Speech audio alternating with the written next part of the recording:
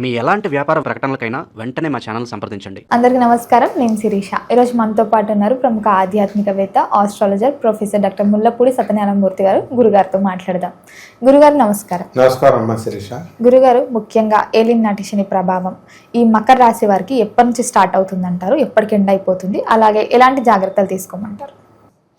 అసలే ప్రస్తుతం మకర రాశి వాళ్ళంతా భార్యాభర్తల గొడవల్లో ఫైటింగ్లు కొట్టుకుంటున్నారు. మొన్నే ఎల్నెట్స్ని వదిలేసి కరెక్ట్గా ఎప్పుడు వదిలేసింది అనుకుంటున్నావు? జస్ట్ మొన్న మార్చ్ 2025 సంవత్సరం దాకా. మొత్తం మీద భూతత్వంలో మనం మళ్ళీ ఎప్పుడో వచ్చే 30 సంవత్సరాల తర్వాత వచ్చే ఎల్నెట్స్ని ఇలా చూపిస్తుంటే గుండెలు దబా బాధేసుకుంటారనమాట. జాగ్రత్తగా చెప్తున్నాం. జాగ్రత్తగా ఉండండి ఆయన. ఎల్నెట్స్ అంటే పైకి పోవడం, లేకపోతే దానితో సమానమైనటువంటి ఫలితాలు ఇస్తాయి. కాబట్టి మనిషి జన్మ అశాశ్వతం నాయన అని చెప్పడం. ఇప్పుడు మనకి మకర రాశి వారికి అందరికీ కూడా ఏలినాటి శని 2046 సంవత్సరంతో స్టార్ట్ అవుతుంది. ముందుగా మనము ఈ అమ్మవారిని ప్రార్థించుకోవాలి. ఏమిటది? మాణిక్య వీణాముపలాలయంతిం మదాలసాం మంజుల వాగ్విలాసాం మహేంద్రనీలత్యుతి కోమలాంగీం మాతంగ కన్యా మనసా స్మరామి. ఈ విధంగా ఆ జగజ్జనని అయినటువంటి ఆ పరమేశ్వరి బెజవాడ కనకదుర్గమ్మ తల్లి పాదపద్మాలకు మనం నమస్కారం చేస్తూ ఓం శ్రీ దుర్గామలేశ్వరాభ్యాం నమః. మనకి ఈ యొక్క మకర రాశిలోకి ఎల్నాటి శని 2046 సంవత్సరం, అంటే 2046 జూన్ నెల తర్వాత ప్రారంభమవుతుంది. అప్పటి వరకు హ్యాపీగా ఈ మకర రాశి వాళ్ళంతా కూడా ఉండొచ్చు. కోర్టులో కేసులు వేసుకున్నారు భార్యాభర్తల మీద. మళ్ళీ మనకు ఈ సంవత్సరం ఇప్పుడు వేసుకున్నటువంటి కేసులన్నీ కూడా అప్పుడు ఎల్నాటి శని టైంకి డిస్పోజ్ అవుతాయి. కోర్టు ఇవన్నీ సివిల్ కేసెస్ ఇవన్నీ ఓ పుష్కర కాలం అంటే 12, ఒక ఎల్నాటి శని టైం అంటే 30 సంవత్సరాలు గిర్రమని వచ్చి అప్పుడు డైవర్స్లు వస్తాయి వీళ్ళందరికీ. కాబట్టి అప్పటికి కోర్టు చుట్టూ తిరిగి బుద్ధి వచ్చి వీళ్ళే కలిసిపోతారు. అందువల్ల ఎందుకు రా బాబు ఈ గొడవలు అని. అందుకనే ఆనరబుల్ జడ్జెస్ తిప్పో కోర్టు అంటేనే. కాబట్టి ముందు మామూలుగా చెప్తే ఎనరు అనమాట. అలాగే ఇప్పుడు ఏలినాటి శనిలో డబ్బు పుష్కలంగా వస్తుంది, ఖర్చులు కూడా విపరీతంగా పెరిగిపోతాయి. ఇంకా మనకి ఇప్పుడు 2049 అంటే ఇంకొక 25 సంవత్సరాల తర్వాత కాబట్టి ఇప్పుడు రేట్లు పెరిగిపోతాయి. డ్రెస్ రేట్లు పెరిగిపోతాయి, ఇంటి అద్దె రేట్లు అన్నీ.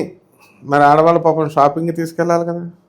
బంగారం ఇప్పుడు 1,20,000 రూపాయలు, 1,30,000 నడుస్తుంది అనుకుందాం.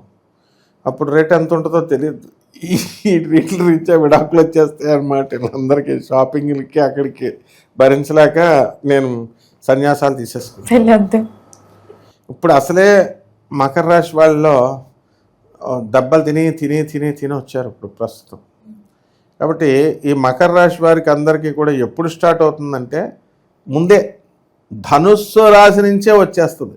కొంచెం కన్సెషన్ ఇస్తున్నాం, భయపడుతున్నారని మనం ఇంకా ముందుకు జరుపుతున్నాం అనమాట. 2044 జనవరి నెల నుంచి వచ్చేస్తుంది. శని ధనుస్సు రాశిలోకి వచ్చినప్పటి నుంచి స్టార్ట్. ఆదాయాలు ఎంత బ్రహ్మాండంగా పెరిగినప్పటికీ కూడా ఖర్చులు ఎక్కువైనప్పుడు ఏం చేస్తారు పాపం? ఏం ఆదా పెడతారు?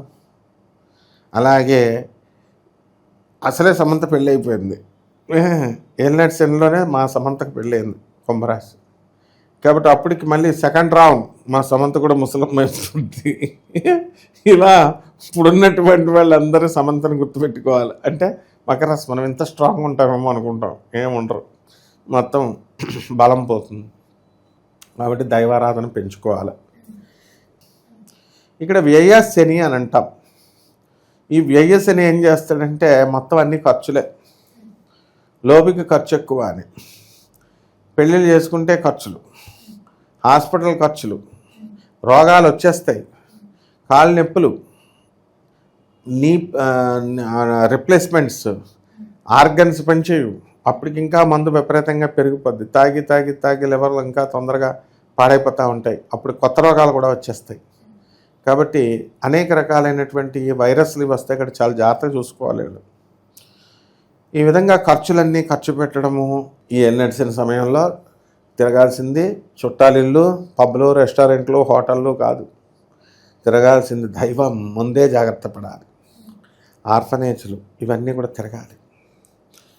చేపల రొయ్యల చెరువులు నడుపుతారు. వ్యాపారాలు, రకరకాల వ్యాపారాలు చేస్తారు. హాస్టల్స్, తర్వాత ఈ యొక్క బట్టల వ్యాపారాలు, తర్వాత సొంత ఇల్లు కట్టి పడేస్తారు. వీళ్ళంతా కూడా మకర రాశి వాళ్ళు ఆల్రెడీ ఇప్పుడు ఒక ఇల్లు కట్టి ఈ ఈఎంఐలు అయ్యి చేస్తున్నారు. మామగారి మీద కోపంతో భార్యలను వదిలేశారు. అప్పటికి ఈఎంఐలు అయిపోయి ఇంకొక ఇల్లు కొంటారనమాట. అలాగే ఆ తర్వాత మళ్ళీ 2.5 సంవత్సరాల కంటే 2046 సంవత్సరాలకి జూన్ తర్వాత మకర రాశిలోకి వచ్చినప్పుడు వీళ్ళు శరీరం పైన ఆధిపత్యం తీసుకుంటాడు. శారీరక శ్రమ, మానసిక ఆందోళన, ఏదో ఆలోచన, పరధ్యానం, అలసత్వం, లేటుగా ఉండడం, మాయామోహం, మాయలో పడిపోతారు. ఎంత చెప్పినా మంచిగా ఎంత చెప్పినా కూడా వినరు వీళ్ళు. ఈ రకంగా ఈ యొక్క మకర రాశి వాళ్ళంతా కూడా మధ్యమ సమయం అయిపోతుంది.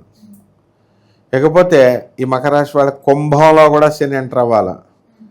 ఇప్పుడు ఈ కుంభంలో 249 జనవరి నుంచి స్టార్ట్ అవ్వడం ప్రారంభిస్తుంది. కాబట్టి ఈ రాశి వారికి అందరికీ కూడా మనము కంప్లీట్గా 2049 వరకు ఏలినాటి శని ఉన్నట్టే లెక్క. తర్వాత 2051 వరకు కంప్లీట్గా ఏలినాటి శని చూపిస్తుంది. ఇక్కడ ఏంటంటే నోటికి కంట్రోల్ ఉండదు. తాగుళ్ళు, గీగుళ్ళు, గింకులు ఇంకా కొత్త పానీయాలు కూడా వస్తాయి పేరులతో.